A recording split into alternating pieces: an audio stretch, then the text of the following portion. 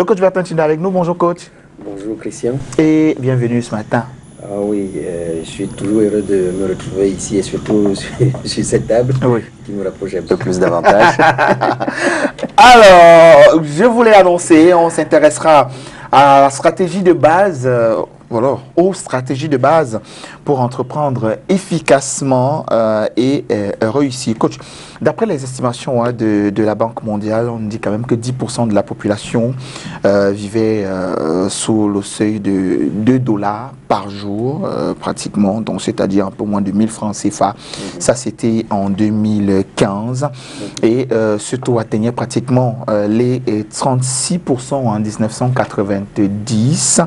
Et aujourd'hui, à la Covid-19, on pourrait atteindre carrément les 42% en 2021. Alors, qu'est-ce qui peut bien expliquer cela? Que une certaine tranche de la population peut vivre avec moins de 1000 francs par jour. Oui, c'est-à-dire vivre mal.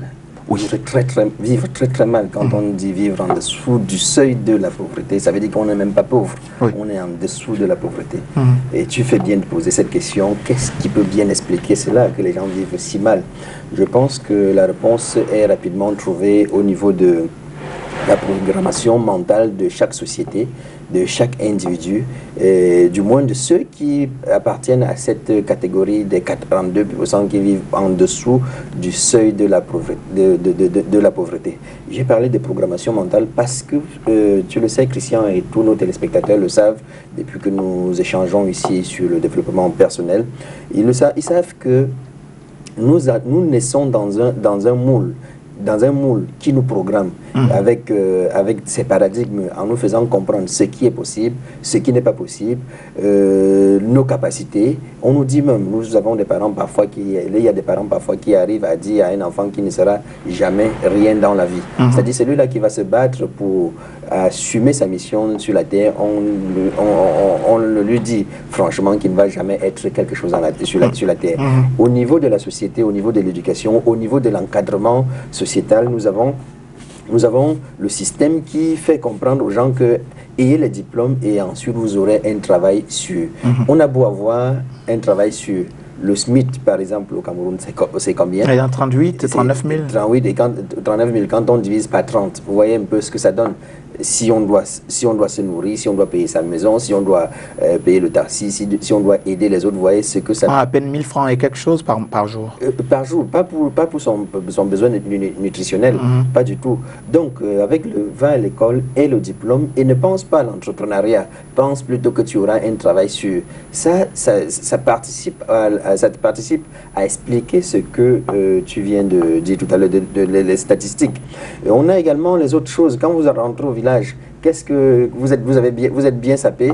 Qu'est-ce que votre maman dit à ses copines ou bien à ses petits frères? Mon blanc est rentré. Oui, mon blanc est rentré. C'est-à-dire qu'on ne peut être bien que quand on est blanc, ou bien que l'on fait des choses qui sont semblables à ce que les blancs font. Et du coup, personne ne veut s'engager dans un travail conséquent ici, et il veut tout simplement voyager. Si on n'a pas voyagé, si on n'a pas vu bain, par exemple, on va pas être content, et il faut donc aller à bain pour voir comment est-ce que ceux-là ils sont en train de vivre, c'est-à-dire une franche partie de ceux qui sont allés juste parce qu'il fallait quitter son pays, il fallait quitter cet endroit pour aller à tel autre endroit.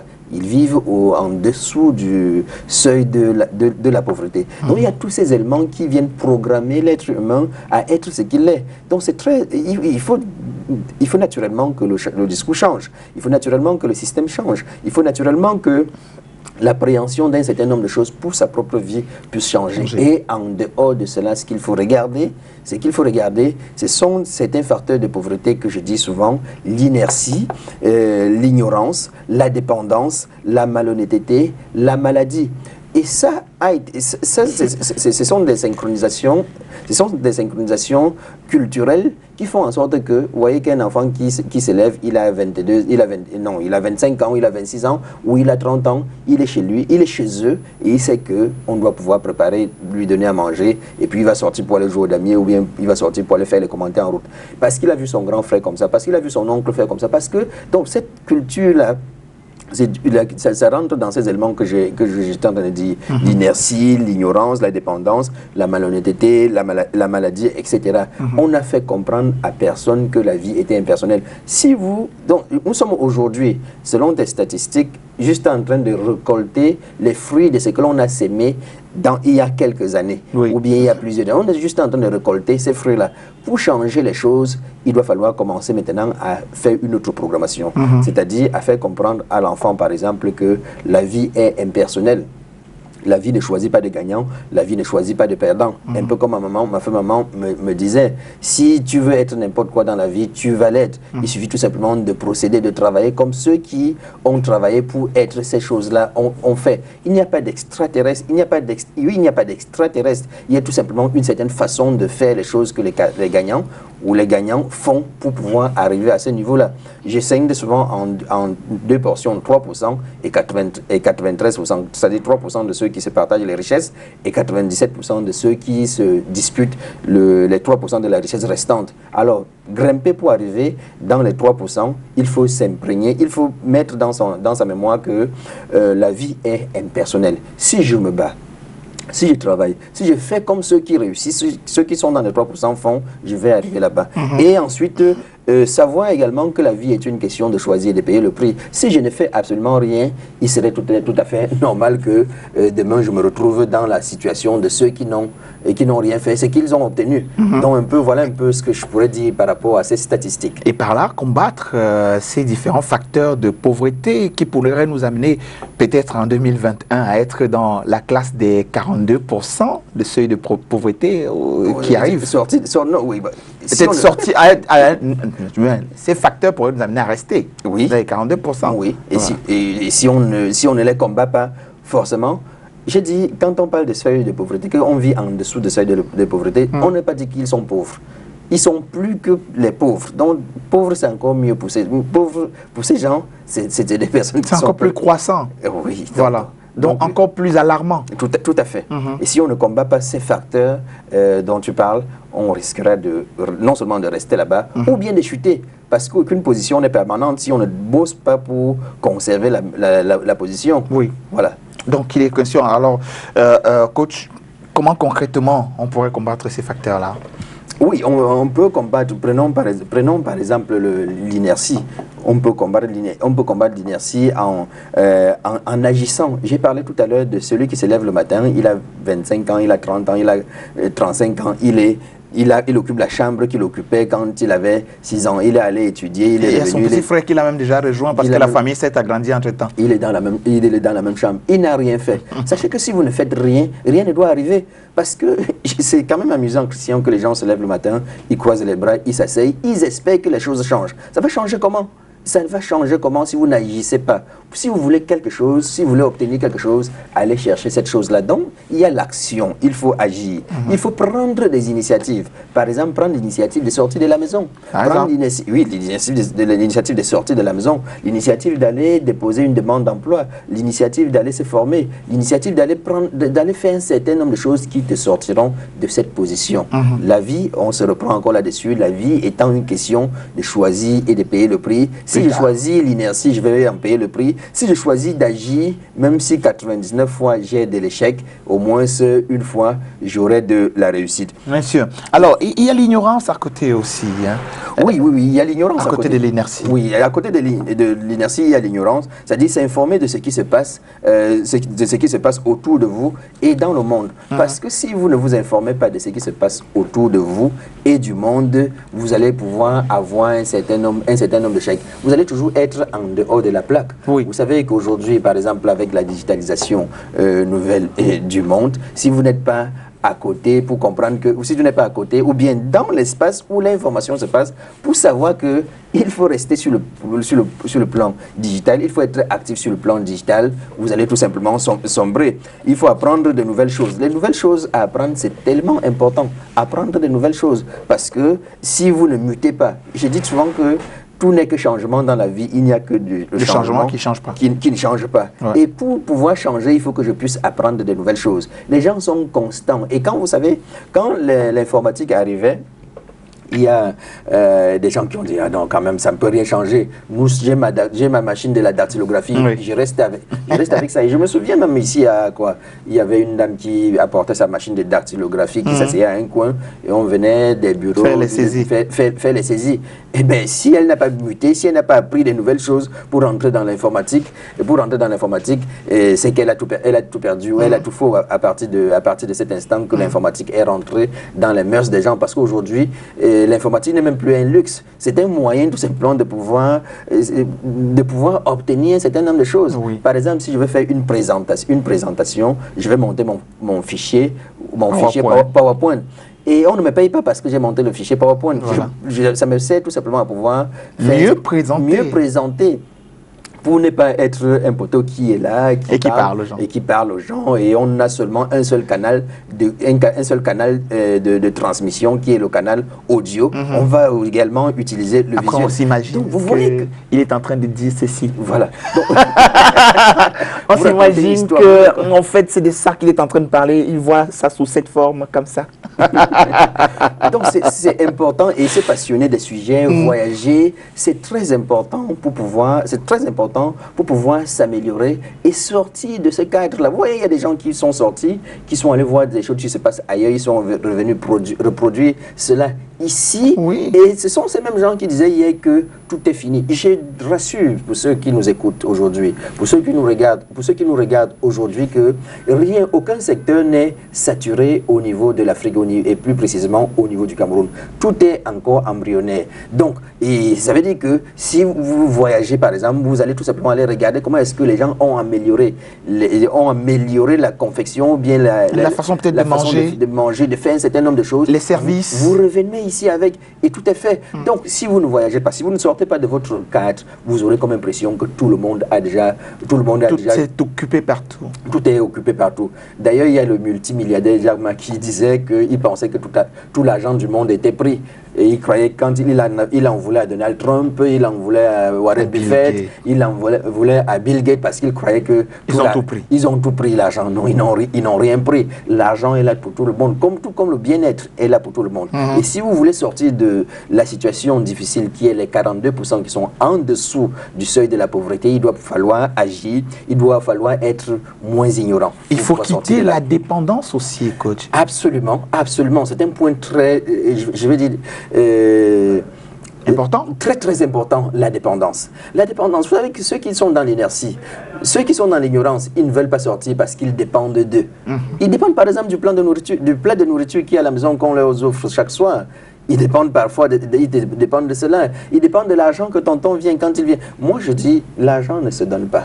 Donc si quelqu'un vient à moi pensant prendre de l'argent, donner de l'argent ne se donne pas. L'argent se mérite, l'argent se travaille. Quand vous donnez de l'argent à quelqu'un, quand vous donnez de l'argent à quelqu'un, tout simplement, vous êtes en train de maintenir cette personne sous votre dépendance. C'est-à-dire la personne va dépendre de vous parce que chaque fois, la personne dira, tonton Christian, et viendra donner de la... Et tu viendras. Ouais. Si j'ai un problème, on pense toujours à quelqu'un. On va venir prendre. Il n'apprend pas à travailler. Et si demain tu n'es plus là, il fait comment? Il est mort. Donc au lieu d'apprendre aux gens à être dépendants, apprenez à ces personnes à pouvoir mouiller le maillot pour obtenir ce qu'ils désirent de la vie. Je parle des êtres humains, je parle des entreprises, je parle des familles, je parle également des États. Vous savez, notre super dépendance à la FMI, à la Banque mondiale. Ouais.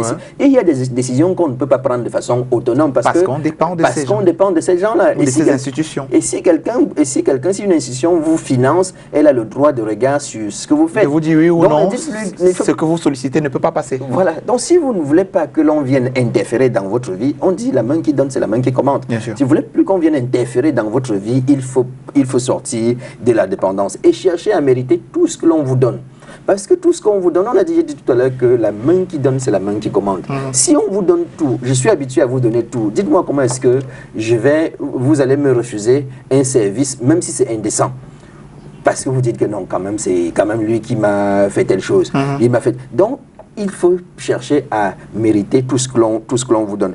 Faites des projets en comptant sur vous-même d'abord. Parce que beaucoup de personnes Ils font les projets en disant que ok, si tonton Jean vient donner ceci, tata Nicole vient donner l'autre là, et mon grand frère et mon grand-père, on donne ceci, voilà, ce serait tout fait. Donc il croise les bras, c'est bon, j'ai monté mon projet. J'ai monté mon projet, ne pensant même pas à ses capacités, parce que même sur le plan de ses capacités individuelles, il s'est dit, si je prends une ou deux personnes, ils vont venir gérer, et puis ça va. Ouais. Donc il faut monter les projets en pensant à vous-même. Il faut donc être honnête, parce que il va de votre image. Oui, c'est votre image qui construira votre entreprise. C'est votre image qui fait même en sorte que l'on puisse avoir un problème et penser à vous. Je dis souvent aux gens que le travail, les employeurs ne manquent pas. Ce sont les employés qui manquent. Parce que pour être employé quelque part, il y a d'abord ce premier élément qui est constant, l'élément de la confiance. Si la confiance n'y est pas, et comment est-ce qu'on fait pour avoir la confiance pour quelqu'un qui a toujours été malhonnête? Quelqu'un qui ne peut pas vous dire A et vous revenez après, il vous dit que oui. On n'y croit pas en fait. On n'y croit pas. Donc on n'y croit plus. Vous ne pouvez pas échanger avec ce type de personnes. Et vous ne pouvez non plus être financé. Vous ne pouvez non plus être financé. Je parle des êtres humains, je parle des entreprises, je parle des gouvernements, je parle de tout ça, de toutes les institutions. Je parle de tout ça. Tant que vous avez dit telle chose, ça se passe comme ceci, et demain ça ne se passe plus comme cela, on vous manque de confiance parce que ça vous permet tout simplement de pouvoir ternir votre réputation. Et quand votre réputation est ternie, alors vous voyez que tout va en vrille. Et il y a la question de la santé aussi qui est très importante, coach, parce que la maladie est un gros facteur d'échec. Effectivement, la maladie est un très très gros facteur. Je me souviens toujours de mon anecdote, de mon insolite que j'utilise souvent dans ces questions de maladie, parce que la santé est un projet. C'est un projet, et un projet sur lequel il doit falloir véritablement, pour tout un chacun, s'apaisantir. Le projet santé, je dis souvent pour l'anecdote, ou bien pour l'insolite, que vous ne pouvez pas être malade et vous demandez à votre chauffeur d'aller se coucher sur votre lit de malade parce que vous êtes malade. Non, c'est vous qui devez aller vous coucher là-bas. Donc c'est un projet sur lequel il doit falloir s'apaisantir, il doit falloir travailler, il doit falloir ordonner pour pouvoir sortir du seuil de la pauvreté, parce que vous aurez beau avoir les capacités, vous aurez beau avoir de l'argent. Mais si vous êtes malade, tout ça servira à rien. Tout ça ne servira à rien et personne ne pourra surveiller vos projets.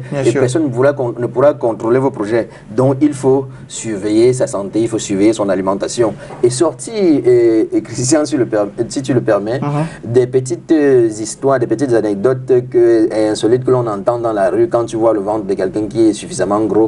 Il te dit que c'est le ventre administratif. Oui. Il te dit que c'est le ventre, quand il mange, il s'empiffre, il te dit que c'est le ventre qui porte la tête. Et en tout cas, ce qui est clair, c'est que quand il s'empiffre, il est en train de se tuer. Sa santé. Mais nous sommes ce que nous mangeons, disait un docteur. Alors que justement, pour sortir, on aura beau faire tout cela, vraiment s'encadrer de tous ces armes-là, qu'il y a le facteur du SMIC que vous avez évoqué tout à l'heure, qui est la petite moyenne salariale, qui est de 38, 39 ou 40 000 ou plus au Cameroun. Comment faire maintenant pour pouvoir se débrouiller, vivre décemment et atteindre ces objectifs avec un minimum de 39 000, 40 000 francs CFA en un mot?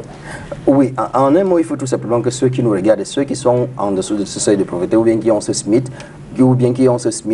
comprennent que leur revenu financier, c'est-à-dire leur salaire, découle tout simplement de ce qu'on appelle la première source de revenus, qui est la source de revenus salariale. Une journée à 24 heures.